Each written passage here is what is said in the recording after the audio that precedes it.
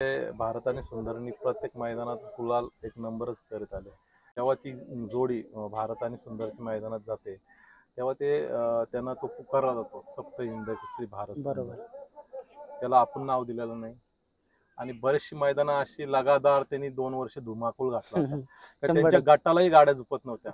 कारण आपला स्वभावच असा आहे की आपण सगळ्यांना धरून चालणारा माणूस आहे. आपण मातीवरची जन्मलोय, मातीतच जाणार आहे. तर त्या मातीची जाण केली पाहिजे, जास्ती हवेत राहून फायदा नाही. बरोबर. आणखी एक प्रश्न असेल पुढचा की भारत मागे सुंदर सोबत पळाला, आता याच्यानंतर आपल्याला कधी मैदानात दिसेल? आता येत्या 25चा निर्णय बाई पायरा झालेला आहे आपला. पायऱ्याचं आता मी डायरेक्ट खुल्या मनाने सांगितलं. खुल्या मनाने सांगायचं काय आहे ते आज तुम्हाला नाही सांगितलं तर उद्याच्या मैदानात तर माहित पडणार आहे नक्कीच. घेऊ दे काय आज गाडी आपली पळते, उद्या जर एखादा बैल आपला कमी झाला किंवा आजारात काय झाला दुसरीकडे आपल्याला मागायला तोंड राहायला पाहिजे. बरोबर दादा. याच्या अगोदर भारत आणि मैबाची गाडी पळाली होती भारत केसरीला, त्या स्पीडने काय बोलताय त्या गाडीबद्दल आणि बघायला भेटेल काही गाडी? ती गाडी नक्कीच बघायला भेटेल. अमरण का 1 नंबर मध्ये राहिलेला कोणच नाही राहिलेला. माझा जरी बैल 1 नंबरात पळत होता तर मी पण 1 नंबरातच राहील शेवटपर्यंत, असं नाही. तुम्ही चांगले कर्म करा. बरोबर दादा. आता तुम्ही बोलले पारख म्हणजे एखाद्याने पळताना बघून, मी तर असं ऐकलंय की तुम्ही समोरून कधी नंदी बघत नाही, असं फक्त फोटो आणि व्हिडिओ मध्ये पारख, तसं काय म्हणजे? माझी मित्रांनो समोरच आहेत सप्त हिंद केसरी भारत बैलाचे मालक म्हणजे उत्तम दादा गावली, ज्यांना संपूर्ण महाराष्ट्र नव्हे तर संपूर्ण भारत देश ओळखतोय. जसं बैलाचं नाव आहे ना तसंच संपूर्ण भारत देशामध्ये आपलं नाव लौकिक करणारा आपला सप्त हिंद केसरी भारत आणि तसेच उत्तम दादा नमस्कार. नमस्कार. काय बोलताय? बरेच दिवसानंतर आपल्याला भारत बघायला भेटला मैदानामध्ये. नक्कीच सर्व लोकांची इच्छा होती की भारत आणि सुंदर एकत्र पळावं, खूप दिवसानंतर पळाली गाडी. काय बोलताय त्याच्याबद्दल? याच्या आधी भारत सुंदरनी म्हणजे जसे मैदान चालू झाले किंवा आपल्याला सरकारकडून आपल्या मैदानाला जशी मान्यता भेटली, कोर्टातून निर्णय झाला आपल्यातर्फे आणि मैदान चालू झाली, त्यावेळेस खरोखर म्हणजे भारत आणि सुंदरनी प्रत्येक मैदानात गुलाल एक नंबरच करत आले आणि बरेचसे लोकांच्या त्या गाडीवरती किंवा त्या जोडीवरती खूप प्रेम आहे. बरोबर. ते म्हातारे असो, वयाचा 13-12 वर्षाचा मुलगा वयात आलेला, त्याला अक्कल आल्याप्रमाणे तो समजतो किंवा ही जोडी ओळखतो. अशी पासून तर लहानापासून तर मोठ्यापर्यंत तर वयस्कर माणसापर्यंत त्या गाडीवर खूप प्रेम करणारी आहेत. आपल्या महाराष्ट्रातच नाही तर महाराष्ट्राच्या बाहेरही लोक प्रेम करणारी आहेत त्याच्यावरती आणि ती गाडीला खरोखर जनतेचा आशीर्वाद आहे. बरोबर दादा. आपण आता तुम्ही बोलले ना सर्व जणांचा प्रेम असं, जरी 100% मध्ये 99% जरी प्रेम करणार असेल ना, कुठे कुठे 1% असे असतात की म्हणजे एखादा जर नाव ठेवणार. आता मी मागे पण तुम्हाला बोललो होतो की कुठेतरी लोक बोलतात की सप्त हिंदी केसरी झालेलं नाही भारत, एक मैदान पळेल गुलाल गेल तेव्हा होईल, याबद्दल काय तुमचं म्हणणं आहे? तर सप्त हिंदी केसरी हा भारतला नाव काय आम्ही स्वतःहून दिलेलाच नाहीये. समालोचक सुनील मोरे किंवा मैदानाचे जे आयोजक आहेत, मग तिकडची जी कमिटी असेल, आपण काही कोणाचं नाव नाही घेत. बरोबर. जेव्हा ती जोडी भारत आणि सुंदरची मैदानात जाते तेव्हा त्यांना तो पुकारला जातो सप्त हिंद केसरी भारत सुंदर. त्याला आपण नाव दिलेलं नाही आणि बरीचशी मैदानं अशी लगातार त्यांनी 2 वर्ष धुमाकूळ घातला होता. तर त्यांच्या गटालाही गाड्या झुपत नव्हत्या. हा इतिहास आहे, मला सांगायची गरज नाही. बरेचसे अशी मैदान आहेत, त्या मैदानाच्या बोला व्हिडिओ बघा, ज्यांना सप्त हिंद केसरी त्याला मानत नाही त्या बोला भारतच्या आणि सुंदरच्या व्हिडिओ बघा, गटाला गाड्या झुपत होत्या का भारतचे मालक किंवा भारतला सांभाळणारे संभाषक आहेत त्यांनी पुकारलेला आहे तो त्याला सप्त हिंद केसरी. बरोबर. मालकाने पुकारलेला नाही. बरोबर दादा. आज बदलापूरचं नाव बघायला गेलं तर संपूर्ण महाराष्ट्रामध्ये चर्चेत आहे दादा, खास तुमच्या मुले, तुमच्या भारत मुले झालेला आहे. आणि मग दादा एवढ्या दिवसानंतर म्हणजे परत पैराचं वगैरे कसं काय ठरलं तुमचं? पैराचा काही विषयच नाही. म्हणजे कसं आहे, सुंदर आणि भारत आम्ही हे दोन्ही मालक म्हणजे असं म्हणजे बैलांच्या विषय म्हणजे आमचं तर प्रेम आहे दोन्ही पण. बरोबर. पण असं पहिल्या विषय आम्हाला कधीच नाही असं वाटलं का तात्या मला बैल लागणार आहे, मला मी 2 मैदान किंवा 4 मैदान आधी सांगेल किंवा तात्या मला. आमचं जर नियोजन ठरलं एखाद्या मैदानाला पळवायचं आणि आम्ही जर नियोजन केलं असेल तर त्याला थांबवतो पण ही गाडी पळवतो. तात्याही असेल माझ्या जागेवर किंवा मी तात्यांच्या जागेवर असेल तर 100% आम्ही एकामेकाला सहकार्यच करतोय. बरोबर. म्हणजे आपण हा बैलगाडा क्षेत्र जसा टिकवतोय ना तसे मैत्रीचे संबंध पण 100%. टिकून ठेवतो. तर बऱ्याच मैदानाला दादा आता बघा तुम्हाला पण पायऱ्यासाठी कॉल येत असतील. हो. मग अशांना पण आपल्याला म्हणजे नवीन नवीन पायऱ्यांसोबत पण पळावं लागतं. मग तशा वेळी तुमचं कशी काय प्रतिक्रिया असते किंवा पायरे कशी जुळून आणता तुम्ही? आता तुम्ही विचारलं तर हा जो प्रश्न आहे तो बरोबरच आहे. बरेचसे आपल्याला ह्या बैलगाडीच्या मध्ये आपल्याला मित्र किंवा संबंध जोडले जातात. बरोबर. आपली ओळख नसते, ती ओळख तयार होते, नातीगोती सुद्धा तयार होतात ह्या शर्यती क्षेत्रामध्ये. बरेचसे असे लोक आहेत का या शर्यतीमध्ये काही काहींचे लग्न जमले नाही तर ती ओळखीनुसार लग्नही जमले बरोबर. आणि संबंध जोडले गेलेले आहेत. 100%. तसेच मी कसं नवीन पायऱ्यावाल्याला सहसा नाही बोलत नाही. एखाद्याचा बैल पळत असतो पण तो उजेडत नसतो किंवा बरोबर. एखाद्याची इच्छा असते या बैलामध्ये पळायला पाहिजे, भले त्याचा बैल कमी पळतोय पण त्याला जर आपण जर बोललो ना का नक्की तुला मी बैल देईल तर त्याच्या मनाचा तो समाधान होतो. का तर सप्त हिंद केसरी भारतचे मालक आणि त्यांना घमंड आहे किंवा असं काही कोणी आपल्याविषयी कधीच कोण बोलणार नाही. बोलत नाही. कारण आपला स्वभावच असा आहे की आपण सगळ्यांना धरून चालणारा माणूस आहे. आपण मातीवरची जन्मलोय, मातीतच जाणार आहे. तर त्या मातीची जाण केली पाहिजे, जास्ती हवेत राहून फायदा नाही. बरोबर दादा. आज बघायला गेलं तर या बैलगाडा क्षेत्रामध्ये तुम्ही फक्त आणि फक्त माणसं जोडून ठेवलेली आहेत. कारण का मी बघितलेलं दादा तुम्हाला जेव्हा भारत आणि मैबे पळाला होता ना भारत केसरीला एक अति वेगवान गाडी. तर खूप लोक बोलत होती की फायनलला का झोपली नाही का झोपली नाही. त्याच्यानंतर मी तुमच्याशी कॉन्टॅक्ट केला आणि तुम्ही सांगितले का भले आपल्याकडे बोलते या गोष्टी ती एक टेम्पो झाला हे झालं या गोष्टी आपल्याला इम्पॉर्टंट नाही. पैसा इम्पॉर्टंट नाही. आपल्याला बैल इम्पॉर्टंट आहे. आपल्याला नाती इम्पॉर्टंट आहे. आपल्याला हा म्हणजे शेतकऱ्याचा नाद आहे ना तो इम्पॉर्टंट आहे. असे आहेत आपल्या या भारत बैलाचे मालक दादा. तर आणखी एक प्रश्न असेल पुढचा की भारत मागे सुंदर सोबत पळाला. आता याच्यानंतर आपल्याला कधी मैदानात दिसेल? आता येत्या 25चा नियोजन केलेलं आहे. उद्याच्या ओके. मुळशीमध्ये पळणार आहे बाई. ओके. पिस्टन बरोबर पायरा झालेला आहे आपला.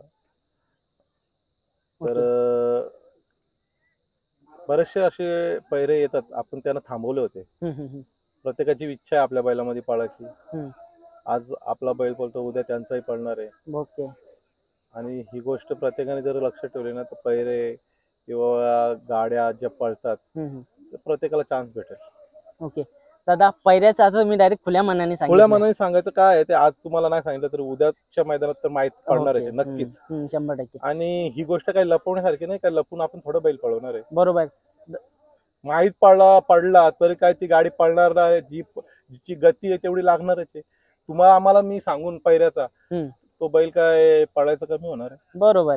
त्याच्यात धमक आहे तो तेवढंच पळणार आहे ना. ओके दादा. बऱ्याच वेळा आपण मैदानामध्ये बघतो जोपर्यंत गाडी झुपत नाही तोपर्यंत पैरे समजत नाही. पण अशामध्ये कुठे कुठे म्हणजे असं लोकांचं असतं की पैरे तोडले जातात फुटले जातात. काय बोलता याच्याबद्दल? काय काही हलक्या कानाचे असतात. आपली स्वतःचीच एक मनाची ताकद पाहिजे का नक्की आपण या बैलाबरोबर घातल्यावरती आपल्या बैलाचा गुलाल होणार आहे किंवा समोरचा जो पैरेकरी आहे तो आपल्याला सांभाळून घेणार आहे. या गोष्टी जर आपण जर नियोजन परफेक्ट केलं ना तर नक्कीच आपल्याला यश मिळेल ना, का नाही मिळणार? बरोबर. आणि दादा बघायला गेलं ना तर या बैलगाडी क्षेत्रामध्ये म्हणजे शब्दाला खूप जास्त किंमत आहे. पण काही ठिकाणी म्हणजे असं होत नाही म्हणजे शब्द दिला त्याच्यानंतर हे नाही. पण आज तुम्ही बोलले ना बोलल्याप्रमाणे शब्द देताय जे नवीन कोण पैरेकरी असतात त्यांना पण. आता मुंबई मध्ये काय होईना म्हणजे तुमच्याकडे घरची गाडी पळते तरी पण नाते कुठेतरी जोपासासाठी तुम्ही पैरे पण करता. नक्कीच तुम्ही आता बोलत ते एकदम म्हणजे योग्य बोलले. कारण माझी घरची गाडी दोन्ही साईडनी दोन्ही रस्त्यानी पळते. दोन्ही आदात वासर आहेत तरी पण त्यांना पैरे येतात. एखादा पैरा आला तर मग मी त्याला नाही बोलत नाही, मग घरची गाडी फोडून. माझी घरची मंडळी म्हणजे सगळी जी घरचेच आहेत सगळे नियोजन करणारे, मग माझी भावकीच आहे.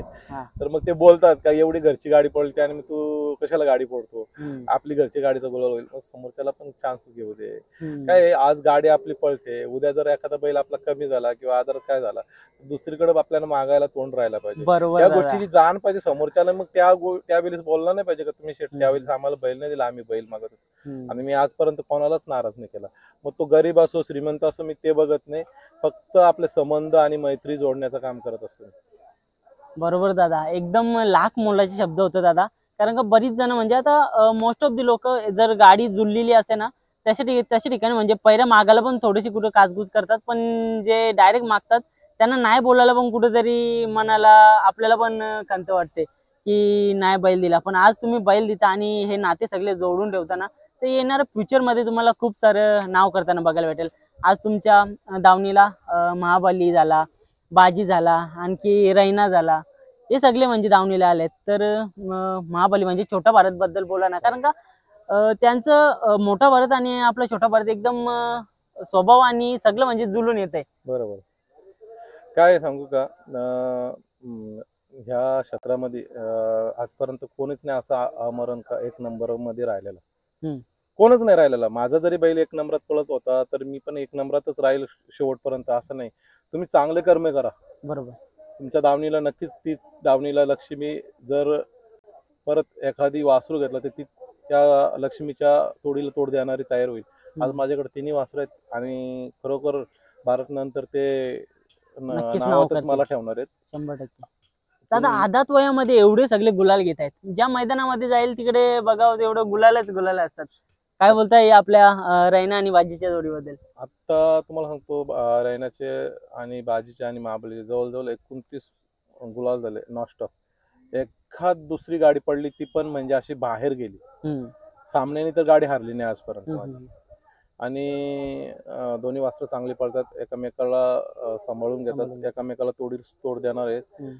जेव्हा जेव्हा ज्ञानीमामा किंवा समीर पाटील किंवा महेश, सूरज झाला असे बसले तर मी विचारतो प्रत्येक वेळेस कशी गाडी पळाली, कुठला बैल कसं. तर आता कोणाकडे काय बघायचीच गरज नाही लागत, आम्हाला दोन्ही वासरं सारखीच पळतात. दादा तुम्हाला काय वाटतं, भारत नंतर कोणता नंदी आहे जो भारतच्या पावलावर पाऊल ठेवून तेवढं नाव करू शकतो?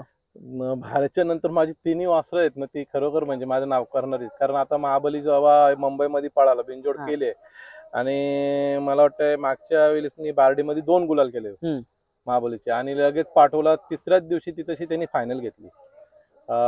मला वाटतंय हा वजीर होता, 916 वजीर आणि महाबली. तिकडे जाऊन 1 नंबर केला.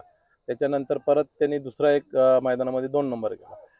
आता महाबलीला उतरवलं खाली, झाल्या 1-2 दिवस झाले म्हणजे त्याला उतरव. दादा बघा आता जसं तुमच्या म्हणजे लाईफ मध्ये म्हणजे महाबली झाला, आणखी आपली छोटं वासरे आहेत आता गुलाल देतात. मधल्या कालामध्ये भारत थोडासा बिमार होता, तेव्हा म्हणजे एकदम दुःखाचा डोंगरच बोलावं लागेल तुमच्यासाठी, कारण का आपला घरातला सदस्य जो आता शर्यत क्षेत्रापासून थोडंसं लांब जात चाललेला, त्याला रिकव्हरीची गरज होती. अशा वेळी काय काय म्हणजे तो काल होता आणि कशी काय चर्चा येत होती तुमच्या कानावर? बरेचशा मैदानामध्ये आहे ना बैल म्हणजे दिसताना असं शरीर त्याचं असं वाटत नव्हतं का तो आजारी म्हणून. मग वरती असताना ते मैदानात न्यायचे, डॉक्टरला आपल्या बरं आहे ते, किंवा त्यांच्या त्या पद्धतीने ते चालत होते. नंतर परत मुंबईमध्ये आला, एक फेरा केला आम्ही मुंबईमध्ये बैलाला. नंतर मग मी पुण्यातून, आमचे तिकडे पाहुणे आहेत काम शिकले तिकडे, अजय शिंदे म्हणून, त्यांनी सांगितलं का असे डॉक्टर आहेत, त्यांना मी एक वेळेला घेऊन येतो ट्रीटमेंटला, बघा ते खूप हुशार आहेत. त्यांचं नाव सचिन आरोठे म्हणून आहे.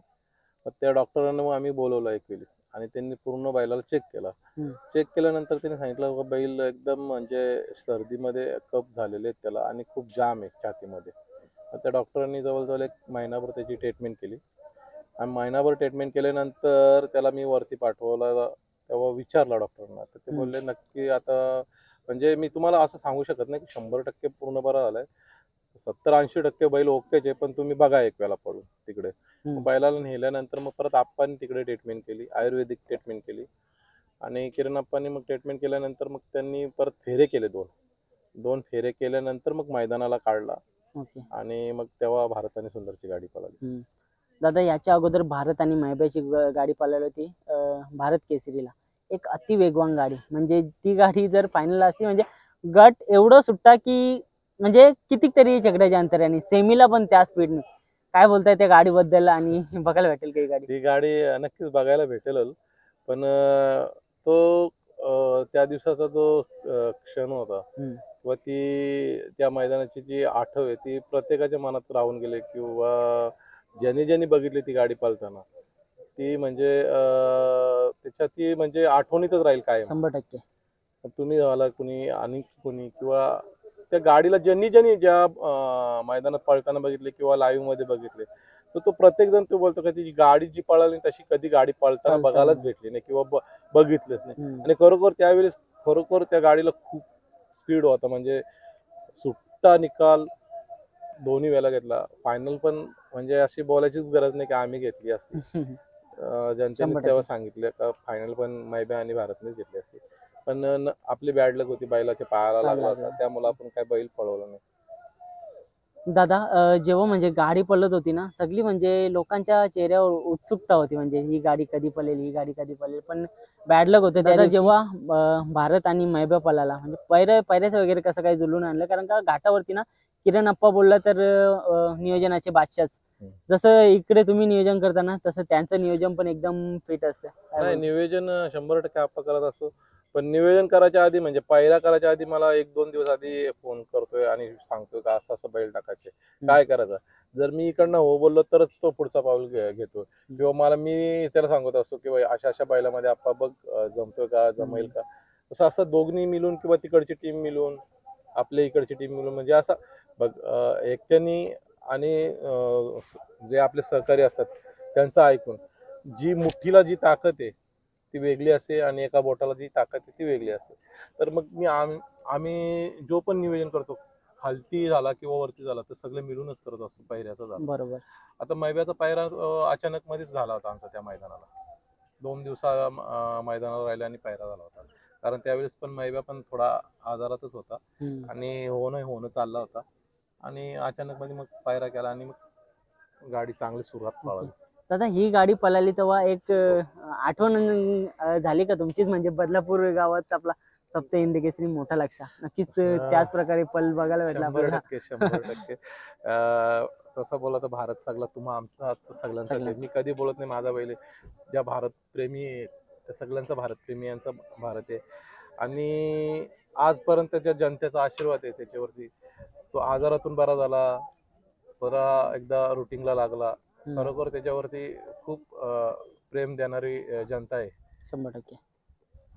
दादा उद्याच्या मैदानाबद्दल बोलतोय, उद्याच्या मैदानात काय अपेक्षा असणार आहे, कारण का याच्या अगोदर आपली पिस्टन सोबत कधी गाडी गाडी कधी पळाली नाही. ते पिस्टनचे जे मालक आहेत त्यांचा आधी पण बरेचशे वेळेला फोन आला होता जेव्हा भारत पळत होता, पण कधी योग जुळून नाही आला. आपल्याला म्हणजे जवळजवळ भारत ज्या वस्तीवरती आहे शाळेगावला, तिथून जवळजवळ एक 300 ते 250 किलोमीटर बैलाला यावं लागतं तिकडून.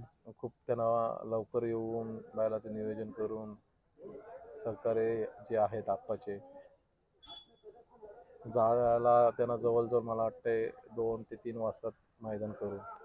बरेच वेळेस ते पुण्यामध्ये येतात, पण जो त्रास घेतात बैलासाठी किंवा येणाऱ्या मैदानाला, ते खरोखर म्हणजे अशी विकत घेणारी पोरं नाही, स्वतःहून येणारी आहेत, त्याच्यावर प्रेम करणारी. 100%. आता संपूर्ण महाराष्ट्रामध्ये या जोडीनं वेळ लावलाय, तसं आपल्या भारत बैलाचा क्रेज देखील भारतभर झालेला आहे. आज त्यांच्या म्हणजे भारतच्या नावाखाली तुम्हाला पण ओळखलं जातं, म्हणजे तुमचं नाव पण इतक्या वरपर्यंत नेलंय. एखाद्या बैलाकडून आणखी काय अपेक्षा करणार आता? आता त्याच्याकडनं काय अपेक्षा करणार आपण, आपल्या महाराष्ट्रभर नाव लौकिक केलं त्यांनी. त्याच्या पावलापावली चालणारी ही 3-4 वासरं आहेत आपल्याकडे आता, ती आपलं पुढं नाव करतील. 100%. आपण कोणाचं वाईट केलं नाही, आपला काय वाईट होत. दादा जास्त वेळ नाही घेणार आहे, कारण का आताच आपली नंदी विजय होऊन आल्यात. काय बोलताय त्या जोडीबद्दल, कारण का एकदम मस्त पळाते आणि तुम्हाला छोटं मोठं गुलाल होई का ना, कायम तुम्हाला गुलालामध्ये ठेवते. माझी म्हणजे खरंच एक इच्छा होती घरच्या गाडीची, आणि खरोखर घरची गाडी खूप जोमात पळते. म्हणजे प्रत्येक मैदानात जाईल तिथे असं म्हणजे नाराज नाही करत, गुलालातच येत. आजपर्यंत जवळजवळ 30-29 शर्यती केल्या, पण असं कधी वाटलं नाही सामन्याने गाडी हारली नाही. 1-2 गुलाल पडले, ते पण आमच्याच सुट्टीच्या चुकीमुळं गाडी साईडला जाऊन. बरोबर. आता या शर्यती क्षेत्रामध्ये जे जे येतात ना, छोटा असो किंवा मोठा असो, सगळ्यांना माहिती आहे का आपण फक्त नादासाठी येतो. बरेचशा लोकांना असं वाटतं की पैशासाठी केलाय. तर दादा तुम्ही काय सांगाल, कारण का भारत तुमच्या दावणीला आल्यापासून तुमच्या घरी लक्ष्मी आल्यासारखी आहे. मग याच्या व्यतिरिक्त म्हणजे तुम्ही म्हणजे आता तुमच्या गळ्यामध्ये चैनी वगैरे असतात, तुमचं राहणीमान एकदम चांगलं आहे, पण लोकांना वाटतं का म्हणजे बैलांचे मुलं आहे. पण खरं खरं सांगा म्हणजे तुम्हाला तुमची म्हणजे बिझनेस वगैरे काय आहे किंवा कसं काय तुमचं कामधंदा वगैरे असतं? बघा, कोणी झालं, छोटा असो का मोठा असो, या शर्यती क्षेत्रात म्हणजे जो शर्यती खेळायला येतो किंवा मैदान खेळायला येतो, याच्यात काय अशी काही कमाई नाही आहे का शर्यत खेळून आपल्याला याच्यात पैसे भेटतात. याच्यात आपल्या उलट खिशातले आपले पैसे जात असतात. आपला हा शेतकऱ्याचा एक नाद आहे, जसा कुस्तीचा झाला, शर्यतीचा झाला, बैलगाडा शर्यतीचा, हा एक आपला नाद आहे आणि ही परंपरा आपण जपत आलेली आहे. आपल्या वाडवडिलांनी ते केलेलं आहे आणि आज आपण त्यांच्या पावलोपावली आपण करत चाललेलो आहे. याच्या पुढे आपली पुढी करल किंवा नाही करल ह्याचा कोणी सांगू शकत नाही. मग आवड पाहिजे, स्वतःहून मनातून ती आवड निर्माण झाली ना, तर तो त्याला समजतो या आवडीत काय भेटतो. ह्या आवडीमध्ये पैसा कमवले नाही जाईल, फक्त माणुसकी आणि मित्र कमवलं जातात 100%.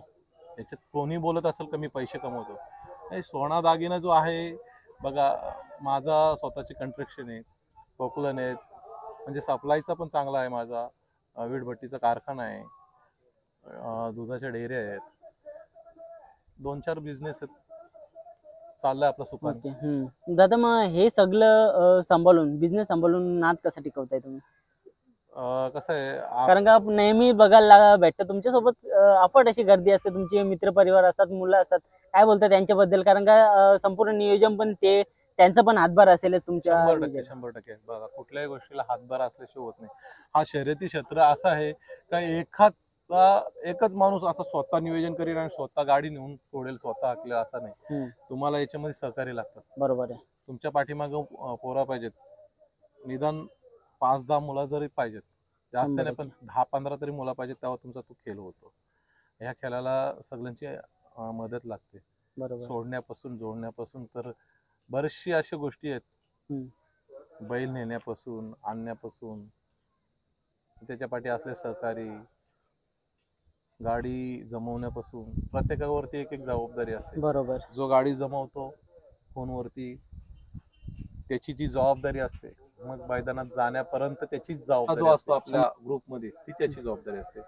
मग दुसरी जबाबदारी जो बैल चे पाणी करतो, बैलाला झुकण्याची, सुट्टी करणाऱ्याची, ड्रायव्हरची, ते प्रत्येकाला एक जबाबदारी असते. म्हणजे हा क्षेत्र असं आहे का एकच माणूस हा नाद करू नाही शकत, त्याच्याबरोबर बरेचसे अशी 10-15 तरी पोरं पाहिजेत तर हा नाद करेल. बरोबर.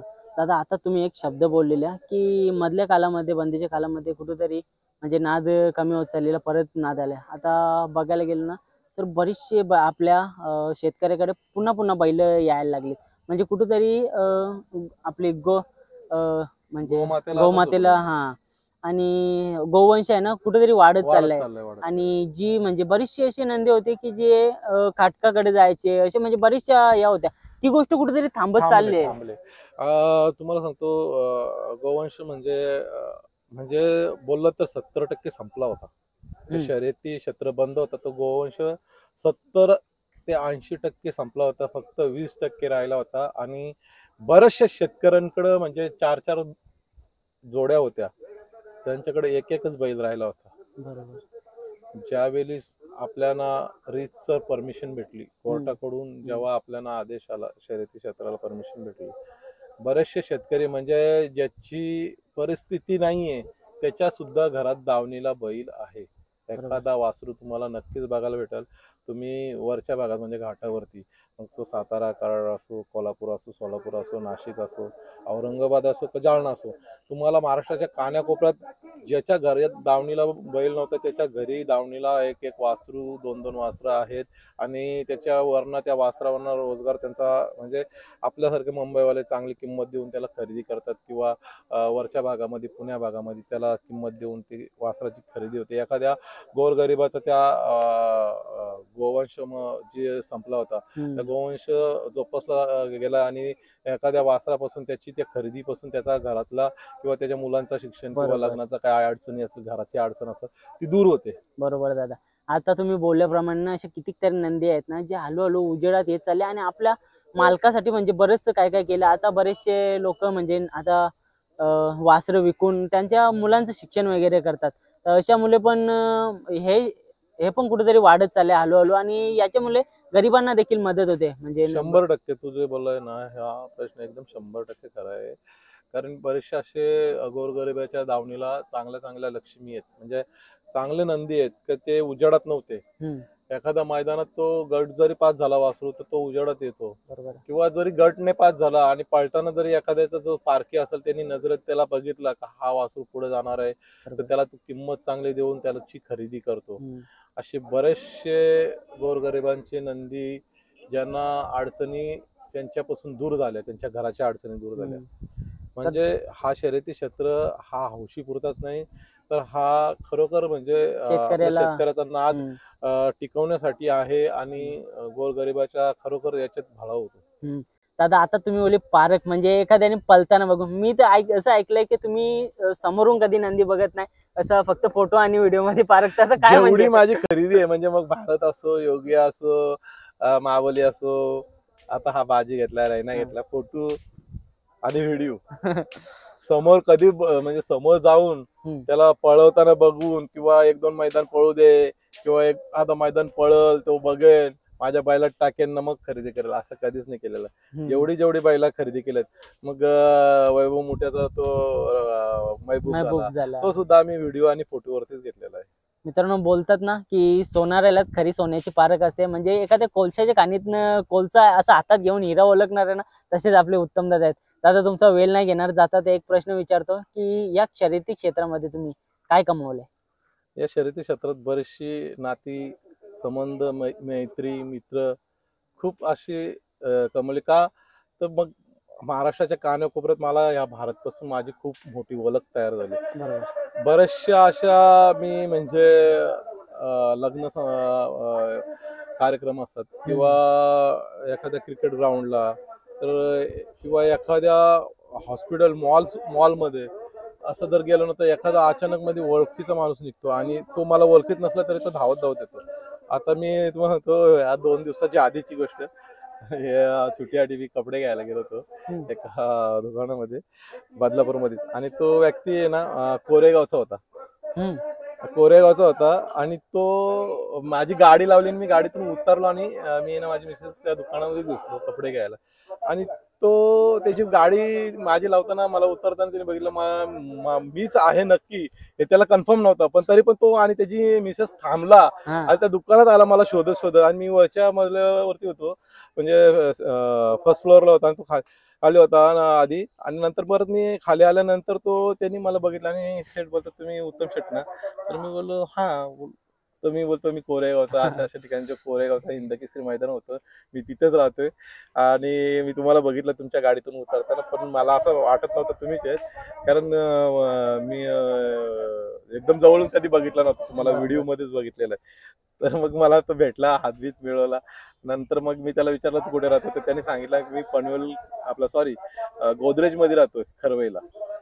कसं वाटतं जेव्हा असं म्हणजे अनोळखी जेव्हा व्यक्ती जवळ येतो ना, असं आपुलकीने भेटतो किंवा विचारतो ना, तर असं मनाला एकदम खूप भारी वाटतो का त्या भारत मुलं आपली कुठेतरी आपली इज्जत केली जाते, आपल्याला एक मान दिलेला जातो. दादा नक्कीच मी पण धन्यवाद करेन, कारण का तुमच्या मुले किंवा तुमच्या नंदींचे मुले आज आमची पण कुठेतरी ओळख आहे. कोण ओळखत होता आम्हाला? आम्ही फक्त एक काय बोलतात ना छोटे मोठे ब्लॉगर म्हणून असंच ओळखत होतो, पण आज तुमच्या बैला मुले किंवा इतर सगळे या महादेवाच्या नंदी मुले आम्हाला पण ओळख निर्माण झाली आणि खूप सारं प्रेम देखील भेटतंय तुमच्या मुलं. आज जरी पण तुम्ही जरी दिसले ना तरी पण कमेंट्स मध्ये असतात की दादाला हे विचारणार ते विचारणार, आम्हाला पण कुठेतरी चांगलं वाटतं की लोक आम्हाला ओळखतात तुमच्या मुले. नाही तसं बोललं तर आमच्या बैलाबरोबर खरं बोललं तर तुमचा पण मोलाचा एक वाटा आहे, कारण आज महाराष्ट्राच्या कानाकोपऱ्यापर्यंत जेव्हा तुम्ही या व्हिडिओ युट्यूबच्या द्वारे किंवा लाईव्ह इंस्टाग्रामच्या जाते आणि ती ओळख किंवा तुमची ओळख आमच्या मुलं होते, तर खरोखर तुमचा पण त्याच्यामध्ये एक मोलाचाच वाटा आहे. मी तुम्हाला म्हणजे तुम्ही असं तुम्हाला वाटत असेल का आम्ही तुमच्यामुळे ओळख निर्माण होते, आमच्यामुळं नाही तर खरं तर बोललं तर तुमच्या चॅनलच्या द्वारे आमची ओळख एक निर्माण तयार होते. नक्कीच म्हणजे आम्ही सर्व एकमेकाशी कनेक्टेड आहोत आणि नक्कीच हे नातं आहे ना हे सर्वांशी असं टिकून ठेवायचं आहे आणि आपला नाद आहे ना शेतकऱ्याचा आपण आपल्याला असा टिकून ठेवायचा. जाता दादा या मुलांबद्दल बोला ना, काय बोलताय यांचे, म्हणजे एवढी सगळी जण असतात नेहमी बघा, तुमच्यासोबत. हे सगळे सहकारी आहेत ना, हे म्हणजे बिनमौल्य प्रेम करणारे आहेत. बोलतात ना, कोणी असं स्वार्थासाठी नाही आहेत. बरोबर. जे स्वार्थासाठी असतात ना, ते स्वार्थाच्या पोटी आपला स्वार्थ निर्माण झाला का तो आपोआप बाजूला होतो. आणि जे एकमेव म्हणजे जे स्वार्थासाठी नसतात ना, एकमेव जे आपल्या पाठी असतात ना, ते खरे आपले सोंगडे असतात. ते 100% शेवटपर्यंत ते आपल्या सुखादुःखात राहतात, तेच आपले खरे. नक्की दादा, खूप साऱ्या शुभेच्छा देतो. नक्कीच येणाऱ्या खूप साऱ्या मैदानामध्ये तुम्हाला खूप सारं गुलाल भेटवत राहील आणि भारत नंतर आपले सर्व नंदी आपल्याला असे टॉपला नेत राहील. नक्कीच धन्यवाद. तुमच्या सगळ्या जनतेची आणि भारतप्रेमीची आशीर्वादाने नक्कीच पुढेही भारतच्या नंतर माझी वासरं नावात आणि माझा हा छंद जोपासला जाईल. धन्यवाद. थँक्यू. धन्यवाद.